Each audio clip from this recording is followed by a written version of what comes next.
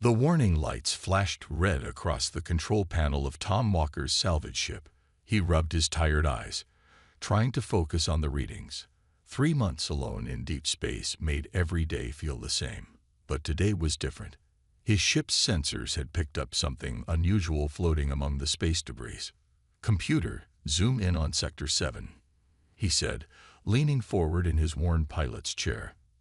The main screen showed a closer view of what looked like a damaged escape pod. It was unlike anything he had seen before. Sleek, with curves that seemed to flow like water frozen in space. The computer's mechanical voice filled the cabin. "Warning. Unknown vessel design. No match in database. Salvage rights cannot be confirmed." Tom smiled. Unknown meant valuable, and valuable meant he might finally pay off his ship's debt. "Run life scans," he ordered, already reaching for his spacesuit hung by the airlock. "Warning. Unusual biological signature detected. Quarantine protocols recommend." "Override quarantine protocols," Tom interrupted. "Authorization Walker 1. He knew it was risky, but something about this pod felt important. If someone was alive in there, they didn't have time for protocols. The spacesuit sealed around him with familiar clicks and hisses. Tom moved through the airlock and pushed off into space, his jetpack guiding him toward the pod. Up close, the damage looked worse. Something had hit it hard, leaving twisted metal and dark scorch marks across its surface. "Computer, find me an entry point," he said through his suit's comm. A heads-up display appeared on his helmet visor, highlighting a manual release panel. Tom pulled himself closer and attached a magnetic anchor to the pod's hull. The panel resisted at first, then gave way with a crack. Inside, emergency lights cast a soft blue glow over the pod's single occupant. Tom's breath caught in his throat. A woman lay strapped in the pilot's seat, unconscious but alive according to his suit's sensors. Her skin had markings that seemed to shimmer, like circuits made of starlight. "Computer, scan for contaminants or hazards," he said, already working to free her from the restraints. "Warning. Unknown biological markers present. Quarantine protocols strongly. Is there any immediate danger to her or me?" A pause. "Negative. But salvage regulations strictly prohibit." "Then help me get her aboard," Tom said firmly. He carefully lifted the woman into his arms. Her skin was cool but not cold. She was alive, but barely. The pod's life support must have been failing. Getting back to his ship while carrying her was tricky, but Tom had years of experience moving in zero gravity. Inside the airlock, he waited impatiently through the decontamination cycle, holding her steady as the chamber pressurized. The computer's voice seemed more insistent now. "Warning. Bringing unknown life forms aboard voids salvage license and insurance. Recommend immediate." "Override all warnings," Tom snapped. "Medical bay status. Medical bay prepared, but regulations require." "Just help me save her life. We'll worry about regulations later." Tom carried the woman to the medical bay, placing her gently on the examination bed. The ship's scanners hummed as they assessed her condition.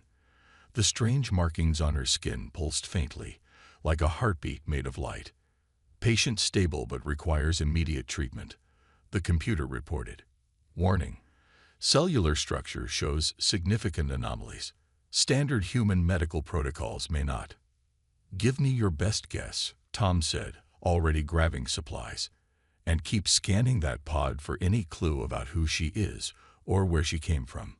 As he worked to stabilize the mysterious woman, Tom knew he had just risked everything. His license, his ship, maybe even his freedom.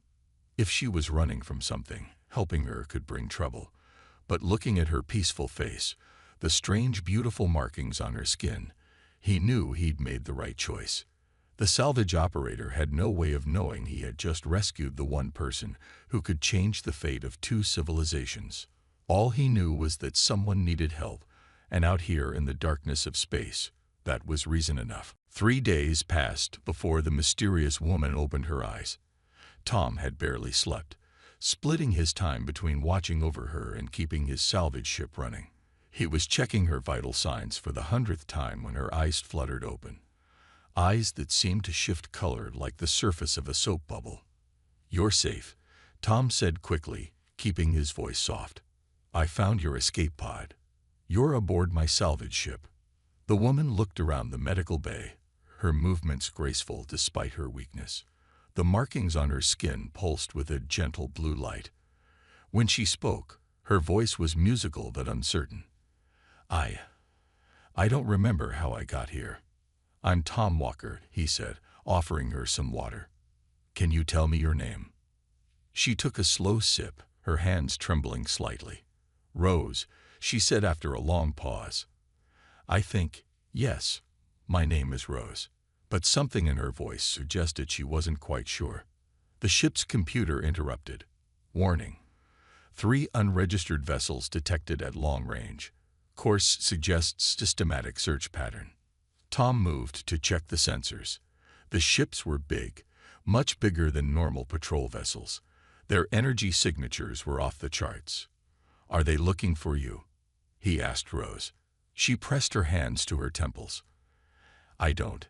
Everything's foggy. I remember running, but I don't remember why." The markings on her skin flickered with a worried purple color. Tom watched her try to stand, noticing how she handled the ship's artificial gravity with unusual ease despite her weakened state. When she looked at the medical equipment, her fingers moved over the controls with familiar precision, even though Tom knew this technology wasn't anything special. "The pod you were in," he said carefully. "It's like nothing I've ever seen. Where did you come from?" Rose stared at her reflection in a nearby screen, touching the shimmering markings on her skin. "I don't know, but this feels wrong somehow. Like wearing someone else's clothes." She turned to Tom. "Why did you save me?" "Because you needed help," Tom said simply. "Out here in deep space, that's all that matters." The computer spoke again. "Warning. Scanning vessels now within medium range. Energy signatures suggest military-grade weapon systems." Rose's markings pulsed with sudden fear, turning a deep red. "They're looking for me," she whispered. "I don't know who they are, but I know I can't let them find me." Tom made a quick decision. "Computer, power down all non-essential systems. Minimal life support only. Make us look like a dead ship." He turned to Rose. "We'll hide among the debris field. Unless they get very close, their scanner should pass right over us." As the lights dimmed and the ship grew quiet, Rose moved to the window. Her reflection overlapped with the stars, the markings on her skin now twinkling like distant constellations. "I'm putting you in danger," she said softly. "I put myself in danger when I decided to help," Tom replied, checking the scanner readings. "And I don't regret it."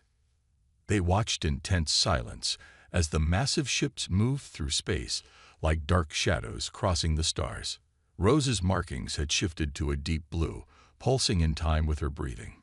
Tom noticed how she seemed to understand everything about his ship despite claiming amnesia, the way her eyes tracked the enemy vessel's movements with tactical precision. When the ships finally moved out of range, Rose turned to Tom. "There's so much I can't remember, but I know one thing. Those ships won't stop looking. And when they find us..." She left the sentence unfinished. Tom smiled. "Then we'll just have to make sure they don't find us. I know every hidden route and secret spot in this sector. If you trust me, I can keep you safe." Rose looked at him for a long moment, her color-changing eyes seeming to see right through him. "I don't know why," she said finally, "but I do trust you. I hope you don't end up regretting that offer." Neither of them knew it yet, but that simple exchange would soon change the fate of 2 civilizations forever. The old mining tunnel stretched through the asteroid field like a giant stone maze. Tom's salvage ship slipped between 2 massive rocks, its engines barely making a whisper. He turned off everything except basic life support and navigation to avoid detection. "They're still following," Rose said, watching the rear sensors. Her skin markings had turned a deep orange of concern. A week had passed since she'd awakened, and though her memories remained clouded, Her natural abilities had grown stronger. She could now read the ship's complex sensor data as easily as Tom read basic text. The computer's voice came as a quiet whisper, also turned down to avoid detection. Warning: 3 pursuit vessels now entering the asteroid field. Their energy signatures suggest advanced scanning capabilities. Tom smiled grimly. They may have better scanners, but I bet they don't know about the old emergency shelter tunnels. He guided the ship toward what looked like a solid wall of rock. The miners used to hide from pirates in these passages. Rose's eyes widened as they approached the rock face. "Are you sure about this?" Instead of answering, Tom pressed a series of buttons. A hidden entrance appeared in the stone wall, barely wide enough for their ship. They slipped inside just as their pursuers' searchlights swept past. The tunnel was dark and narrow, filled with old mining equipment. Tom navigated through the tight space, using only the dim light from Rose's skin markings, which now glowed a soft blue in the darkness. "You've done this before," Rose said. It wasn't a question. Tom nodded. "When you spend enough time out here, you learn all the hiding spots." He paused, glancing at her. "Want to tell me why those ships want you so badly?" Rose touched her temple, wincing. "I keep getting flashes. I was running from something important. A ceremony, maybe." There were people in formal clothes, lots of rules and traditions. She shook her head. "But it feels like trying to remember a dream." A loud boom echoed through the tunnel, making them both jump. "They're using sonic charges," Tom said, his hand steady on the controls. "Trying to flush us out." Another explosion rocked the passage, closer this time. Pieces of rock clattered against the ship's hull. Rose's markings flashed bright red with alarm, illuminating the whole cockpit. "Tom," she said suddenly, "I remember something. These ships, they're not trying to kill me. They want to take me back." "Back where?" Before she could answer, a massive explosion shook the entire tunnel. The ceiling began to cave in ahead of them. "Hold on," Tom shouted. He fired the emergency thrusters, sending them shooting sideways into another tunnel just as the passage collapsed behind them. The ship scraped against the walls, sending sparks flying, but Tom's piloting kept them intact. They emerged into a huge cavern filled with crystalline formations. The crystals reflected Rose's glowing markings, creating a spectacular light show that dazzled their pursuers' sensors. "Computer, release the mining chaff," Tom ordered.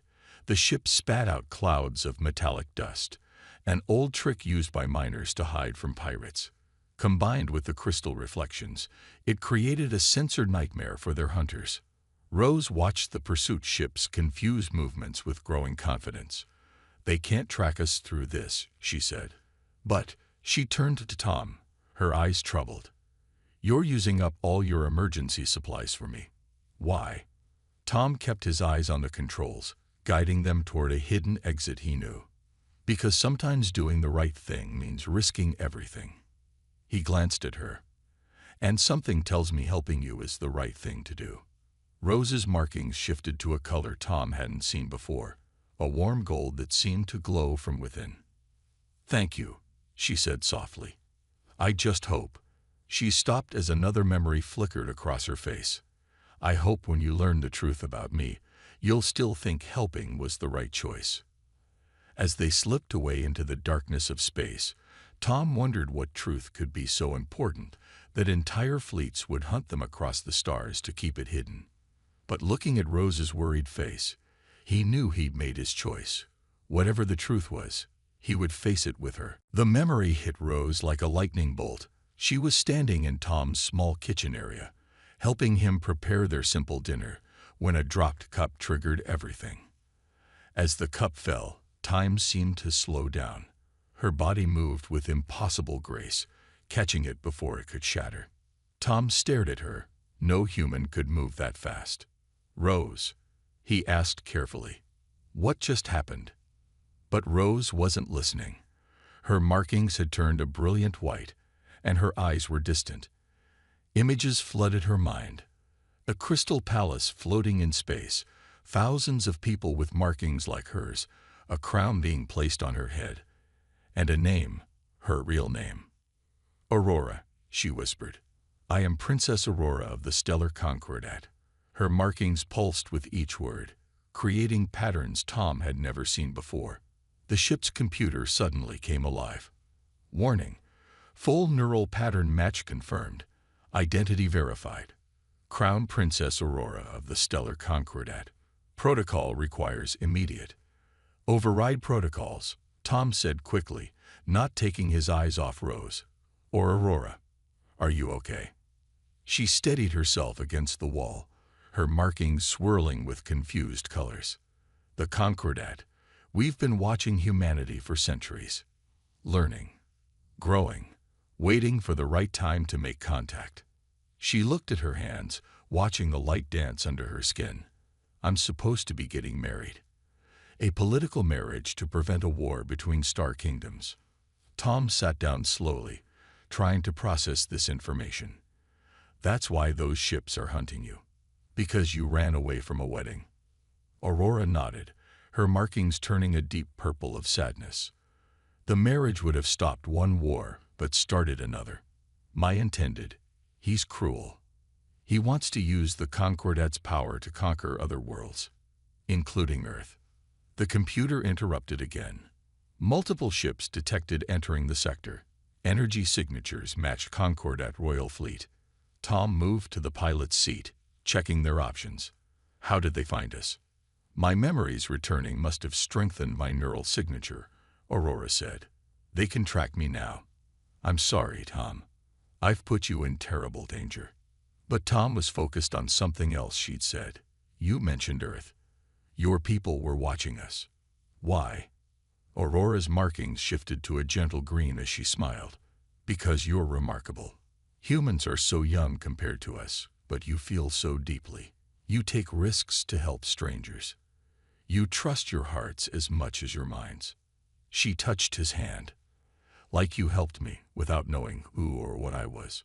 The computer spoke again, more urgently. "Royal Fleet approaching. They are preparing to fire warning shots." Aurora straightened, and suddenly Tom could see the princess in her. Her markings formed complex patterns he now realized were royal symbols. "There's a place," she said. "A sanctuary hidden in the heart of a stellar storm. If I can reach it, I can prevent both wars. But," she looked at Tom, "it's a one-way trip, and they'll punish anyone who helped me." Tom checked his displays. The Royal Fleet was closing in fast, their weapons charged. He had a choice to make: turn her in and be rewarded, or risk everything to help her one last time. "This sanctuary," he said, already plotting courses in his head. "I'm guessing it's somewhere no sane pilot would go." Aurora's markings flickered with surprise. "You'd still help me, even knowing what I am, what it could cost you." Tom smiled, powering up his engines. "When I found you in that pod, I didn't help a princess. I helped someone who needed it. That hasn't changed." He turned to her. "Besides, stopping a war that could hurt Earth. That makes it worth any risk." Aurora's markings glowed with a warm golden light he'd seen only once before. As the Royal Fleet surrounded them, Tom Walker, a simple salvage operator, prepared to outfly the most advanced ships in the galaxy to help a princess save two civilizations from war. And somehow, looking at the determination in Aurora's eyes, he knew they had a chance. The Royal Fleet's message played again through the ship's speakers. "Salvage vessel second chance. This is Admiral White of the Concordat. Surrender Princess Aurora, and you will be rewarded beyond your wildest dreams. Resist, and you will face charges of royal kidnapping." Tom looked at the display showing the reward amount. It was more money than he'd see in 10 lifetimes. Enough to buy a fleet of salvage ships. Enough to never work again. Aurora stood behind him, her markings a swirl of worried colors. "You should take the deal," she said softly. "They'll spare you if you turn me in now." "And what happens to you?" Tom asked, still studying the fleet's positions around them. "I'll be taken back, married to Lord Black. The war with his kingdom will be avoided." Her markings turned a deep blue of sadness. But he'll use the Concordat's power to start a bigger war. Millions will die, including many on Earth. The computer interrupted with new information. Second Fleet detected approaching from Sector 7. Energy signatures match Lord Black's personal armada. Tom's hands tightened on the controls. Now they had two fleets to worry about. Tell me about this sanctuary again. Aurora's markings brightened slightly with hope. It's hidden in the Lightning Nebula. The storms there disable most ship systems, but inside is a secret Concordat outpost. From there, I can reveal Lord Black's true plans to the Council. Stop both wars before they start. The Lightning Nebula. Tom whistled. They say no ship can survive those storms. My escape pod could have made it. Aurora touched the console gently. It was specially designed for the journey. But now we have my salvage ship, Tom finished. He pulled up the ship's specifications, mind racing. Computer, what are our chances of surviving the Lightning Nebula storms? Calculating. Chance of survival, 12.3%. Not recommended. Another message from the Royal Fleet boomed through the ship. This is your final warning. Surrender or be destroyed. Tom looked at the reward offer again. Then he looked at Aurora, remembering how she trusted him when she had nothing but fear and lost memories. How she'd shown him glimpses of a bigger universe. How she was willing to risk everything to save both their peoples. Computer, he said finally, transfer all power to engines and shields. Plot a course for the Lightning Nebula. Aurora's markings flashed with alarm. Tom, no. The odds of survival are better than the odds of me living with myself if I turn you in. He gave her a quick smile. Besides, humans are pretty good at beating impossible odds. The computer spoke again. Warning. Both fleets powering weapons. They will fire in 30 seconds. Tom's fingers flew over the controls, making last-minute adjustments. Aurora, I need you to do something for me. That neural link you have with computers, can you connect with my ship? She nodded, her markings beginning to glow brighter. Yes, but. Then do it. The ship's systems are too slow on their own. We'll need your speed to thread through their blockade. Aurora placed her hands on the console. Her markings pulsed with light that seemed to flow into the ship's circuits. The displays flickered and came alive with new energy. 10 seconds to weapons fire, the computer announced. Tom looked at Aurora one last time, ready to show these fancy fleets what a salvage ship can do. Her markings shifted to a determined gold, matching the look in her eyes. Ready. Computer, activate emergency protocol Walker 1. All power to engines. Tom grabbed the controls. Here's something they don't teach royalty. Sometimes the best way out. Aurora finished his sentence, her markings blazing. Is straight through. The second chance's engines roared to life as both fleets opened fire, and the greatest chase in human history began. Lightning flashed around the second chance as it pushed deeper into the nebula. Each bolt was bigger than the ship itself, crackling with colors Tom had never seen before. The ship's hull groaned under the strain. Hull integrity at 40%, the computer warned. Shield failure imminent. Aurora's hands were still connected to the ship's console, her markings glowing bright white as she helped guide them through the storm. The sanctuary's coordinates are locked in, she said, her voice strained. But the lightning is interfering with navigation. Behind them, only 3 ships from the Royal Fleet had dared to follow. The most advanced vessels in the Concordat. Lord Black's fleet had turned back, unwilling to risk the storms. A massive lightning bolt struck the ship's right side. Sparks showered from the ceiling as systems overloaded. Hull breach in cargo section, the computer announced. Emergency seals engaging. Shield strength critical. Tom's hands were steady on the controls despite the chaos around them. How much further to the sanctuary? 2 minutes at current speed, Aurora said. Then her markings flashed red with alarm. Tom, look. A wall of energy was forming ahead of them. A lightning storm unlike anything they'd seen yet. The computer's analysis scrolled across the screen. Warning. Storm intensity exceeds survivable parameters. Recommend immediate retreat. Tom checked their pursuers on the rear scanner. The three Concordat ships were still gaining, their advanced shields handling the storm better than his salvage ship's worn-out systems. "We'll never survive that storm," Aurora said, looking at the energy readings. "We have to turn back." But Tom had noticed something. "The royal ships are hurting us," he said. "They're not trying to catch us. They're pushing us away from the sanctuary." He pointed to a gap in their formation. "They're leaving that route open because they know it's suicide to go through the storm." Aurora's markings pulsed with understanding, which means the sanctuary must be on the other side. Another lightning strike rocked the ship.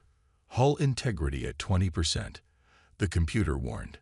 "Complete failure in 3 minutes." Tom made his decision. "Computer, divert all remaining power to the forward shields. Shut down everything else." "Tom, no." Aurora's markings flashed with fear. "Without rear shields, the lightning will tear the ship apart." "Listen to me," Tom said, turning to face her. "When we hit that storm, there will be a moment when their sensors can't track us. That's when you'll take the escape pod." Aurora stared at him. "What escape pod?" "This is a salvage ship." Tom smiled. "Check the cargo bay manifest. Look for entry modified mining emergency vehicle." Her markings swirled as she accessed the ship's data. "You modified a mining escape pod. When?" "While you were sleeping that first day. I always have a backup plan." He pointed to the storm ahead. "It's small, but it has advanced shields. Not as good as your original pod, but good enough to get one person through the storm." Understanding dawned on Aurora's face. "One person. You're not coming with me." "The pod's shields need power. The only way to give them enough is to transfer everything from the second chance." He met her eyes steadily. "Someone has to stay and pilot the ship as a decoy." "No." Her markings blazed with emotion. "I won't let you sacrifice yourself." Another strike rattled the ship. "Hull failing," the computer announced. 90 seconds to total breakdown." Tom grabbed Aurora's hands. "You have to live. You have to stop this war. Save Earth. Save everyone." He smiled again, softer this time. "Besides, humans are pretty good at surviving impossible situations. Maybe I'll see you again." Aurora's markings shifted to that special gold color that seemed reserved just for him. "Tom Walker," she said, her voice thick with emotion. "You are the most remarkable being I have ever known." The massive storm loomed ahead, crackling with deadly energy. Tom took a deep breath and pushed the engines to full power. Time to show the universe what a human salvage operator can really do. They plunged into the heart of the storm, lightning blazing all around them, as Tom prepared to make his final stand. 3 months after the storm, the great hall of the stellar Concordat was packed with beings from 100 worlds. Their collective markings created waves of light that rippled across the crystal walls. At the center of it all stood Princess Aurora, her own markings shining with royal authority. "The evidence against Lord Black is clear," she announced, her voice carrying to every corner of the hall. "His plans for conquest, his secret weapons programs, all of it has been verified by the Council." The crowd murmured, their markings flickering with different emotions.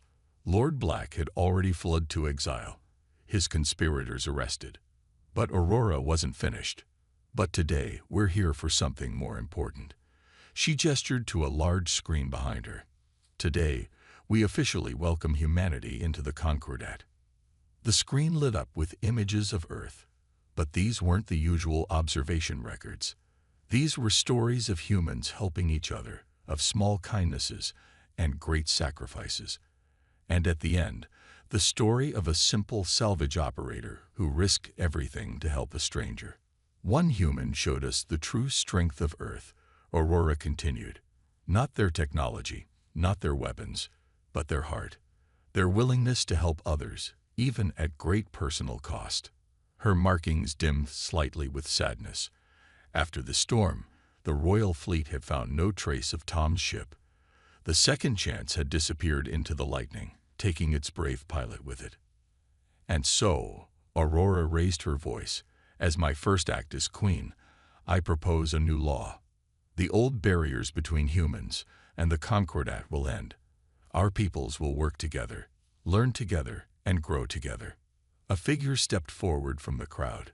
He wore simple clothes that stood out among the elaborate royal fashions.